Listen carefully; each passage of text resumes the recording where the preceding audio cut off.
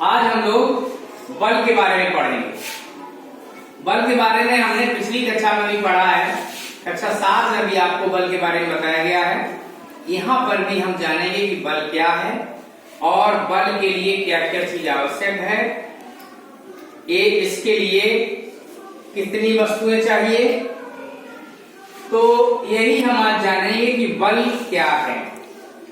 अच्छा, आपने ये महसूस किया होगा कि अगर आप कोई भी वस्तु उठाते हैं और उसे दूसरी जगह रखते हैं, तो अगर बल वस्तु हल्की है, जैसे ये हल्की है, तो ये आसानी से उठ जाएगा, ये करेगा। अगर हम दूसरा उठाएं तो थोड़ा ताकत लगानी पड़ती है, ठीक है। ये महसूस आपने किया होगा।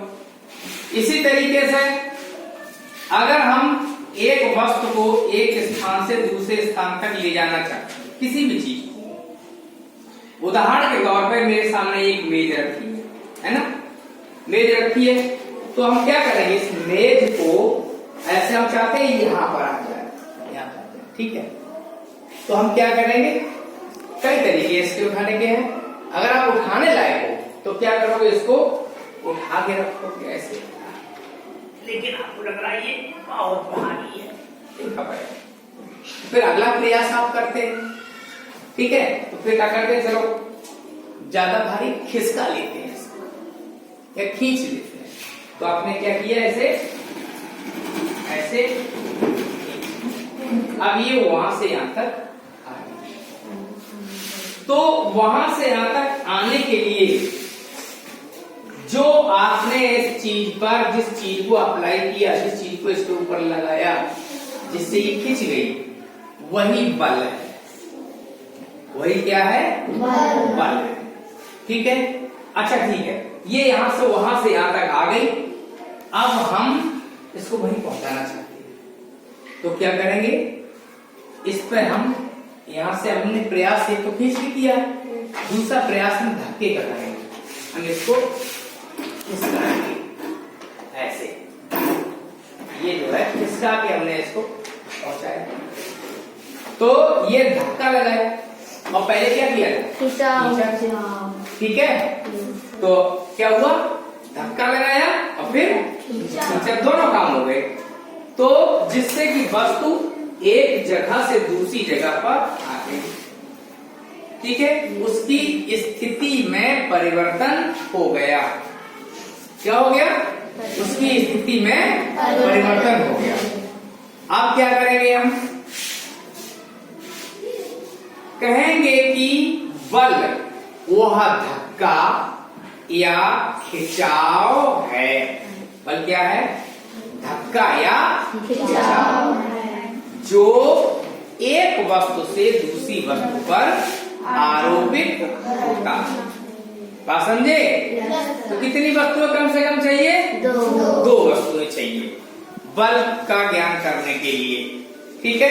यानी कि एक, जैसे हमने यहाँ पर आप कहोगे तो एक वस्तु थी, एक वस्तु नहीं थी, ठीक है। दूसरी हम किस पे खिसका रहे थे, फर्श पे खिसका रहे थे, ये हवा में तो नहीं, यानी उठाया और यहाँ पर ले गया और वहां पर ले गया, ठीक है। तो इसके संपर्क में कोई चीज है या फिर अगली वस्तु हम ये हो गई। तो ये दो चीजों के बीच क्रिया होती है, तब बल आरोपित होता है। अकेले वस्तु अपने ऊपर बल लगा लेगी, नहीं लगा पाएगी। इसके लिए भी अगर ये रखी हुई है तो फर्श है, इसके संपर्क, ध्यान रखिएगा। तो बल वह धक्का या खिंचाव है जो एक वस्तु से दूसरी वस्तु पर आरोपित होता। बात समझे? चलिए अब इसको दूसरे तरीके से समझते हैं। हमने देखिए यहाँ पर एक चित्र बनाया है, ये वस्तु है ना। यहाँ से हम इसको कहां तक ले जाना चाहते हैं, इस वस्तु को हम यहाँ से मान लो धक्का खिसकाना चाहते हैं, ऐसे ऐसे। तो क्या हुआ, हम इसको धक्का लगाएंगे, क्या करेंगे, इसको ये धक्का लगा रहे हैं ऐसे, है ना। धक्का यही बल है, धक्का क्या है, बल है, देखा है, धक्का बल, ठीक है। अभी खिसका रहे हैं, अगर ये इसका भाग कम है तो ये आसानी से खिसक जाएगा, और ज्यादा है तो ये मुश्किल से खिसका। अब जब मान लो पहुंच गया, फिर हमने इसमें क्या किया, इसको चलिए फिर हमने इसको खींचा, ये मैंने यहाँ लिखा भी है खिंचाव। इस वस्तु को क्या किया, ये खींचा, चाहे रस्सी से खींचिए चाहे पकड़ के खींचिए, खींचा तो खींचने पर भी ये विस्थापित होगा, अपनी जगह परिवर्तित होगा। ठीक है, तो क्या हो गया ये बल, धक्का या खिंचाव। ढंग से दिमाग में घुसा।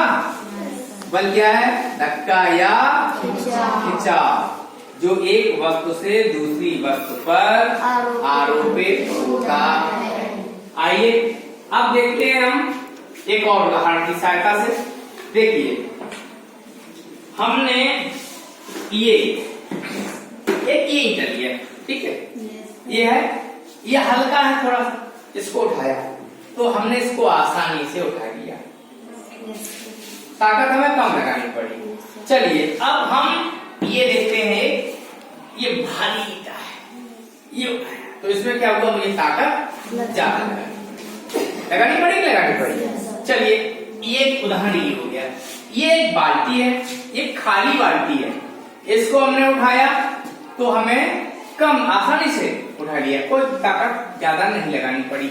लेकिन अगर ये पानी से भर दी जाए, है ना, तो क्या होता है, जैसे आप लोग नल से पानी भर के लाते हो, खाली बाल्टी ले जाते हो तो बड़े आराम से ले गए, है ना, और उसके बाद नल चलाया, बाल्टी भर गई, फिर आप ऐसे चलते हो तो एक तरफ झुक भी जाते हो,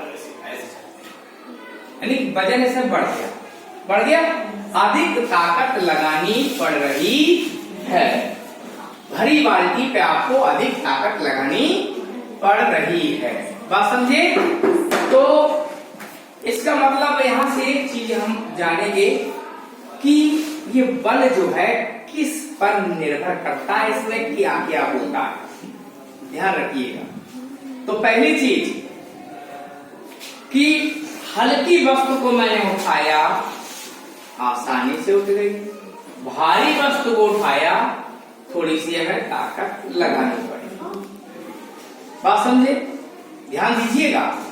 इसका मतलब हल्की वस्तु को उठाया, कम ताकत लगानी पड़ी, भारी वस्तु को उठाया तो ज्यादा ताकत। जो हल्की है इसमें ताकत कम क्यों लगानी पड़ी, बताओ बेटा। क्योंकि इसमें द्रव्यमान कम है, जोर से बोला करो, दबी आवाज में नहीं, इसका द्रव्यमान कम है। चलिए अब हमने क्या किया, ये भारी सा ईंटा था, इसको उठाया, ये ताकत ज्यादा लगानी पड़ी ना इसमें, क्यों, इसका द्रव्यमान ज्यादा है, मतलब साफ साफ इस पे अधिक बल लगाना पड़ा। इसमें हमें उठाने में क्या हुआ, अधिक बल लगाना पड़ा, इसको उठाने में कम बल लगाना पड़ा, इसको खाली बाल्टी उठाने में कम बल लगाना पड़ा, और भरी बाल्टी उठाने में ज्यादा बल लगाना पड़ा। इसका मतलब हुआ कि बल हमारा द्रव्यमान पर निर्भर करता है। जितना द्रव्यमान अधिक होगा उतना बल हमें ज्यादा लगाना पड़ेगा। उदाहरण के लिए एक और उदाहरण समझिए, जैसे अगर आपको कोई बोरी भरी रखी है घर में, थोड़ी है तो आप उठा के आसानी से रख दे रहे हो, और ज्यादा भरी है तो या तो खींचने की कोशिश करते हो या तलाशते हो किसी और को, कोई और भी आए मेरी मदद करे, है ना, तो ज्यादा ताकत की जरूरत पड़ती है, क्योंकि वो भारी है, उसमें अधिक द्रव्यमान। समझे।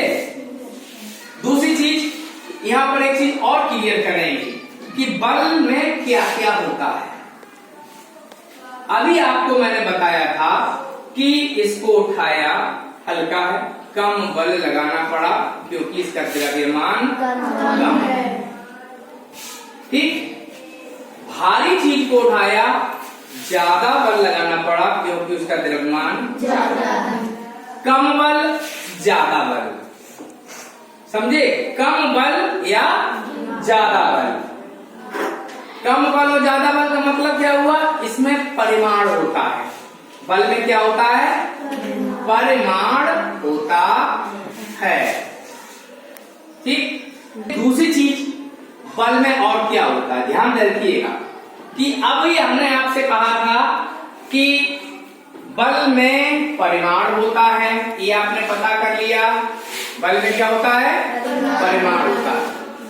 अब दूसरी चीज हम आपको यहाँ पे उदाहरण के तौर पर बताते हैं। जैसे हमने इसको मेज को खींचा, ध्यान रखिएगा, ये मेज को हमने खींचा तो ये जिधर मैं जा रहा हूं उधर ही मेज आ रही है, ठीक, उधर ही आ रही है, जिधर मैं जा रहा हूं उधर ही मेज आ रही है। क्या ये मेज इधर जा रही है? क्या ये मेज इधर जा रही है?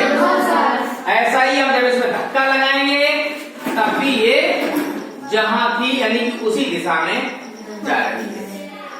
क्या ये इधर जा रही है या ऊपर जा रही है? नहीं जा रही ना, जिधर खींच रहे हैं उधर जा रही है, जिधर धक्का लगा रहे हैं उधर जा रही है। मतलब इसका क्या हुआ? मतलब ये हुआ अगर हम इसको इधर खींच रहे हैं तो बल इसी दिशा में लग रहा है, अगर इसको हम इधर धक्का मार रहे हैं तो बल इसी दिशा में लग रहा है। समझे बात को? यहां से क्या चीज क्लियर होती है कि बल में दिशा भी होती है। बल में पहले बताया था परिमाण होता है और अब क्या क्लियर हो गया? बल में दिशा भी होती है। बिना दिशा के बल आरोपित नहीं होगा। बात समझे? तो बल में दिशा होती है, बल में परिमाण होता है, दो चीजें होती हैं। बल निर्भर करता है द्रव्यमान पर। किस पर निर्भर करता है? द्रव्यमान पर। एक चीज पर और बल निर्भर करता है, वो होता है त्वरण। लेकिन त्वरण की जानकारी अभी आपके कोर्स में नहीं है, ठीक है? तो बल द्रव्यमान पर निर्भर करता है, बल में दिशा होती है, बल में परिमाण होता है। ये जानकारी आपने सीखी। अब आइए इनके आधार पर बल का एक हम सूत्र लिखते हैं। एक बल का सूत्र होता, बल के बारे में पता किसे लगाया? एक वैज्ञानिक थे न्यूटन। क्या नाम था उनका? न्यूटन। न्यूटन ने बल के बारे में मुझे बताया। उन्हीं के नाम पर बल का एसआई मात्रक न्यूटन रख दिया गया। समझे? तो बल का एक सूत्र होता है, याद रखिएगा, ये बल, ध्यान रखना है, इसको पढ़ लेना। बल बराबर ये है द्रव्यमान गुणा त्वरण। त्वरण, हालांकि ये त्वरण अभी आपने नहीं सीखा है, ठीक है, लेकिन अगर आपने ये अभी हम बता देंगे तो आगे के लिए आपको ये रहेगा, हाँ मैंने इस नाम को सुना तो था। तो जब भी आपको पढ़ाया जाएगा तो ये आपकी समझ में आ जाएगा। तो इसी से हम इसका मात्रक निकालते हैं। द्रव्यमान का मात्रक किलोग्राम होता है, त्वरण का मात्रक मीटर प्रति सेकंड स्क्वायर होता है। यहाँ पर आपको जानना ये है कि बल का एसआई मात्रक, बल का एसआई मात्रक, ध्यान रखिए बेटा, बल का एसआई मात्रक बड़ा बड़ा लिखे दे रहा हूं मैं, न्यूटन। क्या है ये? न्यूटन। न्यूटन एक वैज्ञानिक थे, उन्होंने ही बल के बारे में पता लगाया था, उन्होंने ही बल का सूत्र बताया था, इसीलिए उन्हीं के नाम पे बल का मात्रक न्यूटन रखा गया है। और यहाँ पर मैंने लिखा है बल बराबर द्रव्यमान गुणा त्वरण। तो द्रव्यमान होता है का मात्रक किलोग्राम, ठीक, और त्वरण का मात्रक होता है मीटर प्रति सेकंड स्क्वायर। इसी चीज को न्यूटन भी कहा जाता है। बात समझे? तो ये आपका बल हुआ। तो बल के बारे में समझ गए? तो बल क्या है? बल हुआ, बोलिए बल क्या है? बल हुआ, जोर से बोलिए। धक्का या खिंचाव है जो एक वस्तु से पर आरोपित करती है, ठीक है, ये चीज। तो बल हुआ धक्का या खिंचाव है जो एक वस्तु से दूसरी राइट होता है। बल का एसआई मात्रक क्या होता है? बल का एसआई मात्रक किलोग्राम किलोग्राम मीटर प्रति सेकंड